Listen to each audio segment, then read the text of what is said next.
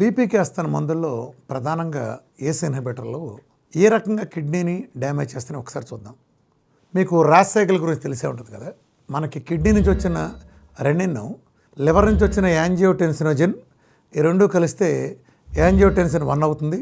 దానికి లంగ్ నుంచి వచ్చిన ఏస్ కనుక కలిపినప్పుడు యాంజియోటెన్సిన్ 2 అవుతుంది. ఆ తర్వాత అది రెండు రకాలుగా, ఒకటి వ్యాసో కన్స్ట్రక్షన్ ఉపయోగపడుతుంది, రెండోది ఎడ్రినల్ గ్లాండ్లో ఆల్డోస్టెరాన్ని క్రియేట్ చేయడం ద్వారా శరీరంలో అనేక విధులు, అంటే ముఖ్యంగా వాటర్ రీఅబ్జార్ప్షన్ కానీ సోడియం రీఅబ్జార్ప్షన్ కానీ ఇది అద్భుతంగా ఉపయోగపడుతుంది. అలాగే ఇంకో విధిగా వ్యాసో కన్స్ట్రక్షన్ చేస్తుంది. ఇందాక నేను చెప్పిన వ్యాసో కన్స్ట్రక్షన్ విధి. ఎప్పుడైతే మీరు ఏసీ ఇన్హిబిటర్స్ ఏఆర్బీస్ ఇవ్వటం ద్వారా మీరు ఏసీని రెస్ట్రిక్ట్ చేశారో, యాంజియోటెన్సిన్ దాని విధులు చేయకుండా మీరు అడ్డగోలుగా అడ్డం పడ్డారు. మీరు ఇవాళ ఆ ప్రాసెస్ని ఆపేస్తే ఏం జరుగుతుంది? మీరు ర్యాష్ సైకిల్ మొత్తం దెబ్బతింటుంది, ఎల్డోస్టెరాన్ దెబ్బతింటుంది. దాని ద్వారా జరిగే, అంటే కిడ్నీ చేసే పనులు మీరు చేయనీట్లా, దాని కాళ్ళకు అడ్డం పడుతున్నారు. అదేమంటే ఏమంటారు, బీపీ తగ్గుతుంది కదా అని. ఒక్కసారి గుండెల మీద చేసుకుని మీరు బీపీ తగ్గించినాడు ఒక్కడ చూపించిన ప్రపంచంలో